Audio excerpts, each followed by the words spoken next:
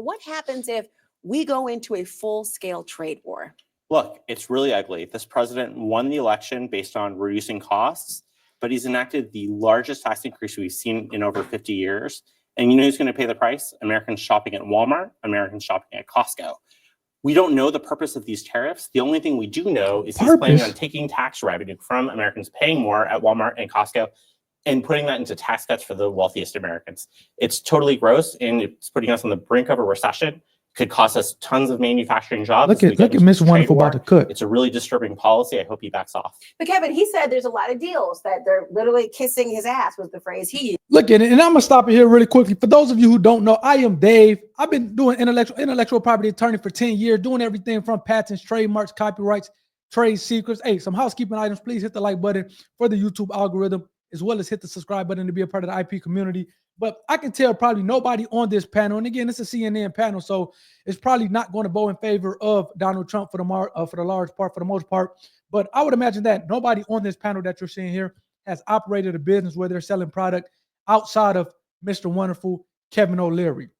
The gentleman to the far left is talking about how he doesn't understand the purpose of the tariffs. The purpose of the tariffs is to get China to the table and kind of create a equal more equality as it relates to the kind of the trade deficit, but kind of putting that aside, not only, and I'm in a unique position because I actually help people get patents, trademarks, things of that sort on their intellectual property or protect their intellectual property here in the U.S., but I also help them in other countries. And one of those countries is China. So just being able to kind of deal with their Chinese intellectual property office and help people out. But not only that, I have a podcast where I'm interviewing. A lot of those all those interviews are on the YouTube channel as well. So go check those out, where I've interviewed over 100 plus guests over the last couple of years. And a lot of those guests are small businesses. What they say, the biggest employer in the United States is small business owners. So I think it was 40 or 50 million small business owners.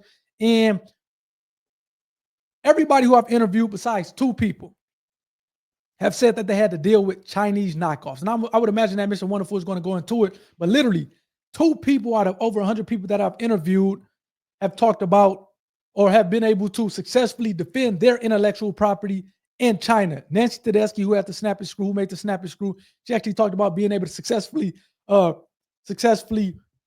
protect her intellectual property and go after somebody in China on, I think, 2 occasions. And shout out to her. She did talk about the price was a lot less expensive compared to the U.S. courts. But then another gentleman, and he actually just sold his company recently, Training Mask. He made training masks for working out. That was worn by Stephen Curry, have been worn by Stephen Curry, LeBron James. I think Marshawn Lynch wore it in the Super Bowl a couple years ago. But he actually showed me a picture offline of the Chinese equivalent of the FBI running up into a warehouse and having some kids hemmed up in a corner of the warehouse for selling knockoffs. But those are the only 2 cases out of over 100 people that I've interviewed that have been able to successfully defend their product in China. Typically, that's not the case. I actually just, I'm interviewing a guy today. This guy, he was on Shark Tank, Riverbend Resources, was on Shark Tank a couple weeks ago. He talked about it, and he told the sharks that he's suing people in 100 people at a time in blocks. 100.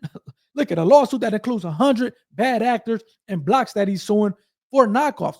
Who do you think are the knockoffs? Or do you think those are American people or American companies knocking off the product? Or do you think those are Chinese bad actors? Those are Chinese bad actors. So when the guy to the left is talking about who is this going to benefit, this is going to hurt the little guy. I mean, look at the small businesses, and I can guarantee you, and you guys have to let me know if you're a small business who are selling stuff, whether it's on eBay, whether it's on Amazon or e-commerce platform, and you have gotten it knocked off by China, let me know if you would go through a little bit of temporary pain as it relates to the market and kind of having to deal with it. If you knew that at the end of it, the light at the end of the tunnel was you don't have to deal with the knockoffs.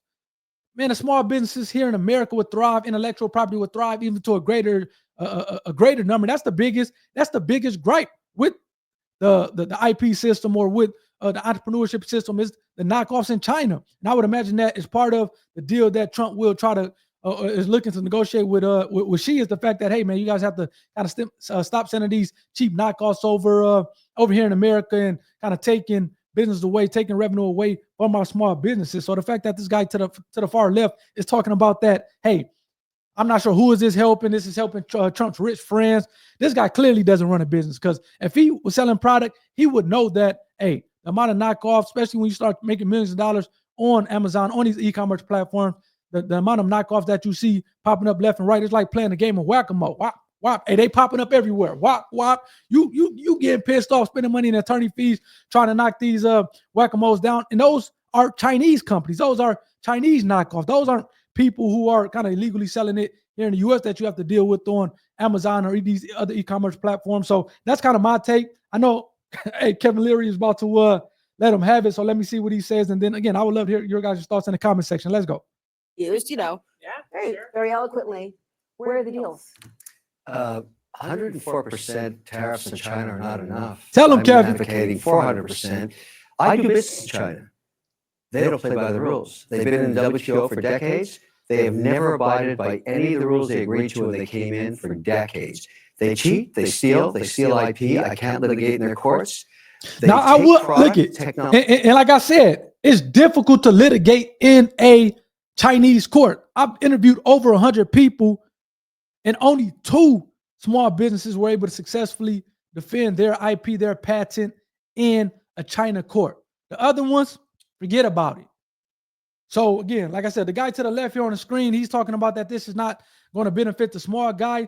I'm telling you, if part of the kind of deal that Trump works out with Xi, if he can get these knockoffs taken care of, then you're talking about small businesses thriving, IP thriving in America.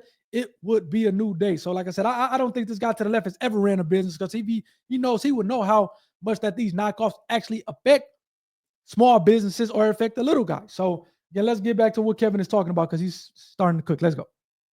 Technology, they steal it, they manufacture it, sell it back here.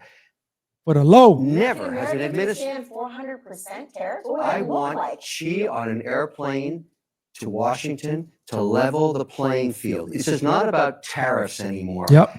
Nobody has taken on China yet, not the Europeans, no administration for decades. As someone who actually does business there, I've had enough. I speak for millions of Americans who have IP Yep. that have been stolen by the Chinese.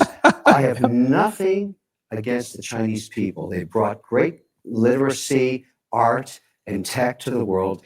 The government cheats and steals, and finally, an administration, you may not like Trump, you may not like his style or his rhetoric, finally, an administration that puts up and says enough.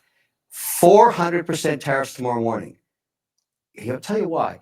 Xi can only stay the supreme leader if people are employed.